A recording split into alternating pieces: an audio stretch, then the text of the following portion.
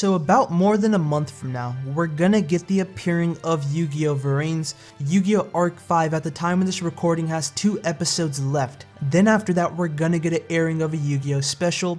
Now, I have no idea what it's gonna be about. Maybe it might be just certain scenes and clips of Yu-Gi-Oh! Arc 5 just to say goodbye to the viewers. Say goodbye to all the Arc V fans that are watching in Japan.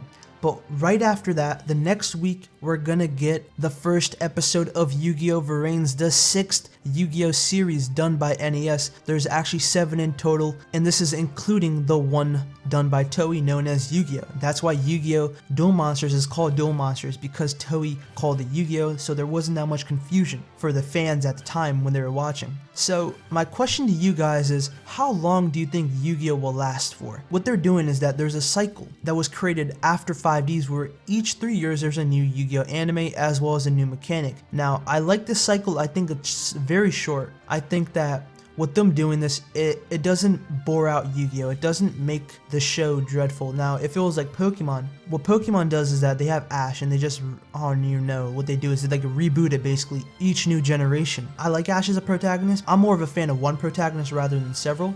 But when you look at it, Yu-Gi-Oh! Does it better than Pokemon in the sense of, okay, each 3 years we're gonna get a new protagonist, we're gonna get a new idea, we're gonna get a new plot as well as a new summoning mechanic. So each niche of Yu-Gi-Oh! Fans, the anime fans, the card game fans, are both. And I'm not both, like I'm more of an anime fan, you guys can definitely tell that by my channel, but I'm also a card game fan as well. Not as much as some of you guys are, but I like both, and I'm a huge fan of this link summoning mechanic now. It's very confusing, but once it does roll out, once we do get the ability to link summon, I guarantee you most of us are just gonna figure it out within a week or so because we're more adapted, we're into the Yu-Gi-Oh! Anime as well. And I guarantee you in the first few episodes of Yu-Gi-Oh! Vrains, we're gonna get a tutorial. We're gonna get a tutorial from Yusaku or someone else on how to link summon. So everything I listed are ideas that are within a 3-year span. Now the question is, how long can they do this? How long can they keep this up? Because with every new series comes a new mechanic, and with every new mechanic, the game gets somewhat confusing. Now, when I made my link summoning video, you guys can go down in the comment sections and you can see that, holy shit, that's basically everyone's reaction. They're like, oh my lord, the card game's all over the place. I don't know how to link summon this, that. And that's a general response from a lot of fans because we haven't done it yet. There's some examples up on YouTube and you guys can watch that, and of course, you'll get a better understanding of it, but you most likely won't know it until you do it.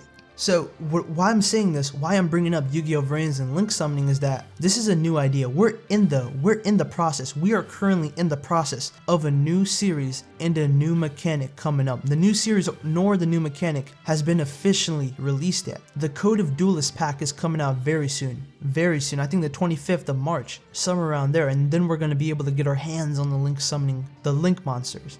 But what I'm trying to say is that there's already confusion. Now imagine this confusion, but times that by 3 other series. Now I'm very lucky to say that I've watched a good amount of the Yu-Gi-Oh! Series and I know how the card game works. Even though I don't pendulum summon because I don't like it, I know how to do it.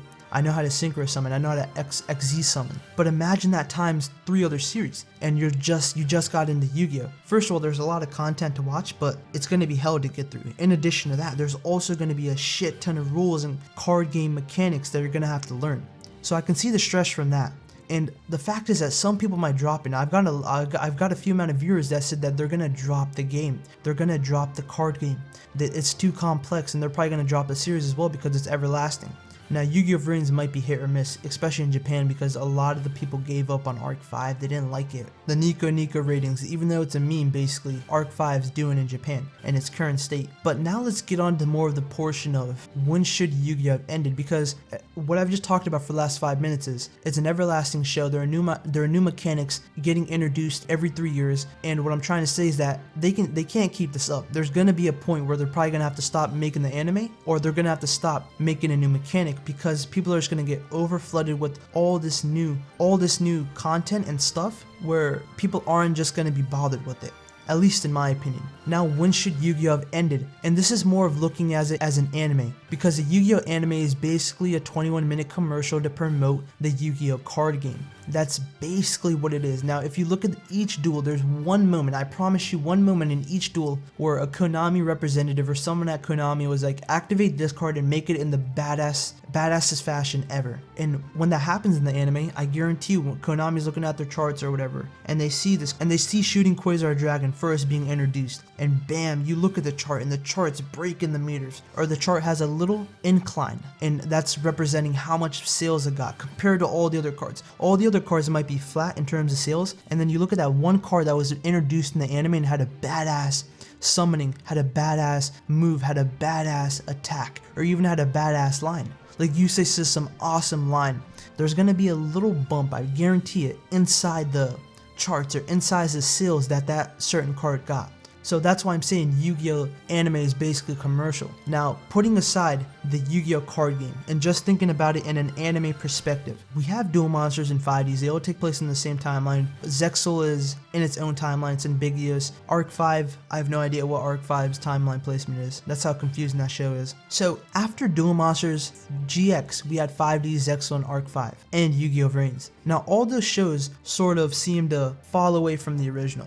And 5Ds and Zexal had little callbacks to Duel Monsters, but GX did it the best. GX did it the best in the sense of, we have main characters from Yu-Gi-Oh! Duel Monsters appearing in GX. We have Kaiba cameos several times. We have Pegasus, the creator of Duel Monsters, appearing in GX. We have renditions of the Egyptian god cards known as the Sacred Beast. There's just so much Duel Monsters nostalgia stuffed inside of GX that makes it a sequel series, in my opinion. I call it a sequel series, even though it might be considered a spin-off. Technically, I just call it a sequel series, and I think you guys should as well. Now, you might disagree, and of course that's fine. You can disagree with me all you want. But with most shows, with most series that are sequels and that have a new character arising, they always have callbacks to the original show and to the original version, the first version.